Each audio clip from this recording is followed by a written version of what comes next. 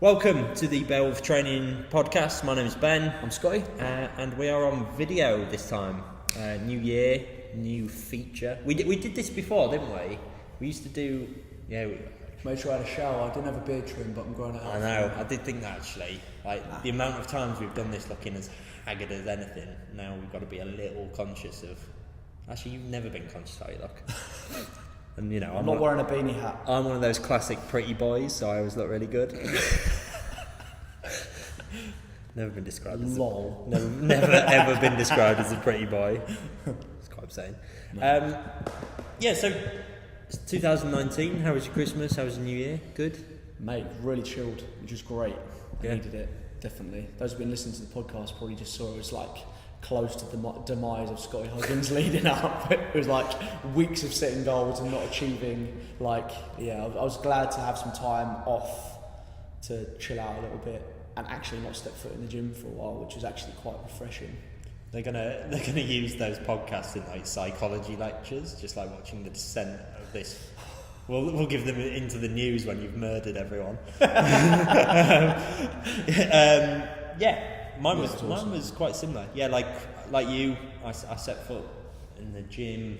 I went Christmas Eve, and then I came back on New Year's Eve, and didn't train, didn't think about my nutrition. I did little things like have my fish oil every day. I drank everything in sight. I was telling you and James before, like just boozy, really boozy. So my New Year's Eve session here was woeful. It was like the first time I'd gone like a passage. And that was before the booziness of New Year's Eve as well. That was after Christmas, the lingering effects of Christmas before you. Yeah, it's my parents, man. No, is it? Yeah, my dad's just like, should we go in here? Should we get a drink? Should we get a drink? My wife obviously works in the wine industry. I like a beer. You know, just Your favourite thing is pub. I really enjoy it, sitting in the pub. But great friends, great family, great people. I do love Christmas, but like you, I like a low key. I was playing Monopoly. Monopoly. Our most stressful day was actually Christmas Day, and it was because I've spoken to Charlotte about it since. I think there's so much pressure on Christmas Day to make it perfect, particularly with the kids. The lead up to it was like, it has to be perfect, the turkey has to be perfect, the meals have to come on time, and blah blah blah. Just tied ourselves up in knots. My favourite day actually was Boxing Day. Right. The fact that everything was closed and we went out for like 3 or 4 hour walk, it was awesome. Just done. Get some fresh air, wear the kids out. Yeah. Wear the kids out, come home. Wear the kids No, out. it's true though. Otherwise they were basically, it's like they were caged animals on Christmas Day because they were kind of stuck inside all day. Yeah, you are, aren't you? We were just hosting and they were just stuck inside. Yeah, and we were particularly when you're wondering, home. why are they so crazy? It's like, well, copious amounts of sugar, excitement of new toys because Santa's come, and they're stuck outside, not allowed to release any of the energy. Yeah. So no surprise that they were chomping at their bit to get out. It is. Anyway, back to well, no, discussion. I'm glad you had a good one. It's a nice refresher, isn't it? It needs to be done. Awesome. So, kind of talking about New Year's resolutions from a fitness context, like how do you feel about New Year's resolutions? Traditionally, I've hated them. So traditionally, I've kind of gone like, I don't know, a lot of fitness professionals kind of like, don't do a New Year's resolution, you should set your goals beforehand, blah, blah, blah. But, I don't know, I suppose I'm changing my mindset a little bit into the fact that it is a little bit of a clean slate. If you feel like you've kind of lost the reins a little bit over Christmas, there is a definitive date where you can go, I hate the fact of New Year, New Me, but well, it is a new year, clean slate, what's happened before. I've literally just eaten myself fat over the last 2 weeks or whatever it's been, and now I'm ready to actually make a change. I'm ready to start fixing up my diet. I'm ready to start being active again. That's the impact it's had on me, to be fair. Actually having around 2 weeks in and out of the gym, but mostly out of the gym, and not really doing as much activity, spend loads of time with family, and again overindulging. Definitely got into the gym today with a better mindset too. I want to train, I want to be more focused, It's awesome. And so New Year's resolutions, this year I suppose a little bit of a change in mindset for me personally. I don't think it's necessarily a problem. as long as you don't set yourself too unachievable. I agree completely. I used to have that exact same idea. Like, these people. I think when you're really passionate about fitness, it's easy to get kind of not protective, but just like defensive over it in a weird way. It's like, what are these people doing in the gym? Like, I'm here all the time, my client's here all the time, and you almost get this idea that you've got more of a reason to be there than anyone, which is stupid. Yeah. Like, and it is frustrating when you see people start and drop off, really quickly. But it's better than nothing, right? And the end of a year is a really good time. If you break it into days, it's not important. But like the end of the year, it's a really good marker to go, what have I done last year? What am I doing next year? And stuff like that. So I think that in answer to when should you start your fitness goal and stuff like that, like now is the best time. And regardless of what day it is, now is the best time. In the summer, it could have been the best time. Yeah. It's like, what's the best time to plant a tree? It's like, it was actually 100 years ago, and then you'd have a big old massive oak tree and you're gone. If you've not done that, it's now. Like, start now. So I get it, and I get why people, like you say, that indulgence. If you want to start a fat loss goal on December the 24th, it's going to be really difficult. You're going to put a lot of constraints, and you might actually miss out on some of those good things that you were talking about, spend time with your family and stuff. So I get it, and like you, I'm a lot more open to. Do you think that's because, again, just being older, having more commitments, more to your life, being a little bit more mature, I guess? Yeah, I think so. Yeah, more. It's easier when, like you said, when you live in the gym and fitness is literally your life, and you have no other commitments outside of the gym and fitness. It's quite easy to judge. And it's your and it's if you get lost into fitness, and I've definitely been one of those people that it wasn't my life, but it was a huge part of my what I wanted to be doing all the time and stuff. I was the kind of guy that when I finished training, I was annoyed because I finished training and I wanted to go and train again. And then as you get older, you start caring more about other people and things like that. I think it's more like, and you start understanding people. You can put yourself, I think coaching as well, you get better at putting yourself in other people's shoes than when you're 17 and you're ignorant to, you think you're a grown up and you're not. It takes a bit of time to get that awareness of things and kind of going, not everyone enjoys this as much as me, so of course it's gonna. If you have got a fitness New Year's resolution, power to you. Yeah. That being said, why? So there's a statistic. I forgot where I drew this up years ago, so it might have changed a bit. But 88% of New Year's resolutions fail. So let's take that with a pinch of salt and say, why do you think a large proportion? Yeah, why do you think New Year's resolutions are typically unsuccessful? Unattainable goals. So Right. they can set the bar too high. I think I suppose if we're talking about that overindulgence over the festive period, and then being so sick of it to then going from 100 to 0. All right, I've been drinking pretty much for the entire half of November and December, and now in January I'm just going to cut out all alcohol, and I'm also going to cut out chocolate and all the other stuff that in effect you've been surviving on for a month and a half. Yeah. And then you're also then introducing and layering on going to the gym 3 or 4 times a week, plus then going back to work, after having in effect for some people a 2-week spell off work. Well, that's not realistic for life. It's just not sustainable. People aren't setting themselves sustainable goals, and they're not making sustainable decisions shorter term. Yeah. And it happens every single year, right? I'm going to go on this new diet that I've seen on Instagram, and I'm going to become an absolute gym machine. Step foot in the gym and have no clue what you're doing. Yeah. Amongst the herds of people that are also going to the gym as well. I think that's a big thing. I think also people don't really care about New Year's resolutions. When people say, "Oh, do dry January" or whatever, and that's a resolution, might be like that. Why are you doing dry January? They don't really seem to care. It's just it's a bit of a challenge or something like that.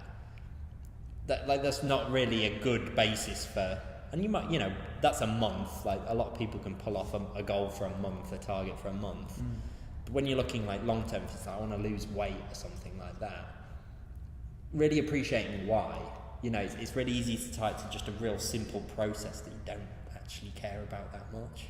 And, you know, There has to be a reason. Yeah, or even if it is, I want to lose fat. Like, why do you want to lose fat? How's that going to make you feel? All that kind of stuff. Yeah, if it's like, I want to, you know, this might be the year that I find a new partner or something like that, and I feel if I lose the weight, I'll be more confident and I'll look better. You know, like, they're the people that hit their goals a lot better than just, I want to lose fat. Because essentially a resolution is just a goal, isn't it? I think the other thing as well is that we talked about it previously, but it's the difference between people moving in a positive direction rather than running away from a negative. Does that make sense? So like a lot of people are, all right, I've overindulged, I've not been exercising for the last year, I don't want to be fat anymore, blah, blah, blah. Rather than being like, well, I'm moving in a positive direction, I want to have better energy, I want to, you know, I want to sleep better. Like just focusing on the process of just feeling better rather than moving away from the way that. It's a very hard thing. I remember chatting to Matt, the nutritionist, about this. It's, you know, when you talk about food in particular and exercise, you know, they make you feel great. And if you get it right, you can wake up feeling great. But it's really hard to explain to someone what it, like, it's almost incomprehensible to people that you can wake up and not be exhausted. So they just don't buy it. They're just like, nah, stop. That's just not something that's going to happen for me. And yeah, I think, do you see what I mean? It's like, if it's very hard to work towards that positive when you just can't. It doesn't seem realistic. You know, a lot of people going into the unknown, aren't they? Like, yeah, some people have never felt that before. So it's extra hard for those people because there's nothing tangible to like grasp your focus on. Wouldn't it be great if you could just press a button and then someone could jump straight into the shoes of the person that they'd want to be? Yeah. So if you do all of these things, you'll feel like this. This is how you feel. This is how you look. This is your capacity. Blah blah blah. Yeah. And then you then switch again and you go back to exactly, mate. Yeah. But yeah, like you'll be out of a job. You know, it's like when you've got a cold, you forget what it's like to be able to breathe properly. Do you know what I mean? You're like, oh, this is just a nightmare. I'm gonna die. There are people that live there, and they're in such chronic states of low energy, or they're in such chronic states of low energy, or poor sleep, or just eating processed foods that their good is someone that feels amazing is like 60%, and they don't realise it. But yeah, unless you can show people just like them that have achieved it, again, it's very hard for people to just be like, I've done it. It's like, you're not me, you don't have my unique you're not me situation. Yeah. There's a lot of factors at play, so it's interesting. So how would you go about getting someone focusing on the positive and setting a good New Year's resolution, or improving a resolution that they might have now? So generally the way that I would do in terms of, I suppose, looking at goal setting is try and set a little bit more of a longer term goal. So in effect where they want to be, the reasons why, and then kind of layer on a little bit more of an emotional attachment to that longer term goal first. And then I'll then spend a lot more time focusing on the process of, all right, what are the bite-sized chunks of information or the small steps I need to take towards getting to this longer-term goal, rather than in effect going from where I am now to where I want to be overnight and then changing all of these factors straight away. So that's what I would do generally. So have a deeper understanding of where the client or where the person wants to be longer term, and then in effect work backwards. Yeah. Work backwards from there. So we establish where they want to be, where they're at now, and then see how big that gap is, and then come up with the different steps or bridges we need to take to be able to get over that gap, basically, as opposed to being like, all right, we've identified all the things that I'm not doing. Overnight, I'm now going to change all of those things. Yeah, and this is what most people do. I guess essentially everyone's probably heard of the SMART goals: specific, smart, measurable, achievable, realistic, and time bound. So under that principle, you know, if someone wants to lose 2 stone in 8 months, after 4 months they should have lost somewhere around a stone. You know, that you can break down, work backwards with those markers. I think as well, it's when you set it long term, you appreciate that you're essentially experimenting on yourself. You come up with a plan, or your coach comes up with a plan for you, You execute the plan, and then you assess A, if you execute the plan properly, and B, if it's working, and then what you can change moving forwards. You do that, and then it's just a series of that. Basically, that's what we do. It's problem solving on just a weird level. Like you're constantly experimenting, and you get different subjects each time with different situations. So I think long term is a really good way of doing that, and checking out SMART principles. Obviously, that means you get a better realised resolution. You actually know what you want, and like you say, why you want it. It's super important. And just keep asking yourself why. We talked about this before, but like, you want to lose weight, why? Because someone looked good for my holiday. Why? Because last time I didn't look good. Why? Because I'd been eating too much. Like you start fleshing out like a child. Something. Why? Why? But that's what we do. That's why children do it. They're inquisitive. They're trying to find out the information, right? Figure it out. Cool. Well, with that being said, we've got to wrap up because you're coaching, aren't you? I've got to go and coach some newbies. Some newbies, nice. 2019, let's go for it. 2019, already kicking off to a big bang here at BearWolf Training in Purley. If you don't know very much about us and want to check out more, join the BearWolf Pack. It's growing every week. We send like a little welcome to our new members, and there's always a big old chunk starting to appear every week. So that's where we do things like workout of the week, all these things. If you're listening to this now, you've probably come to it from the pack, but you can check more out at www.bearwolftrain.com, and we wish everyone an awesome 2019. Go get after it, everyone. Happy New Year. Happy New Year. See you later. See you later, gang. Boom.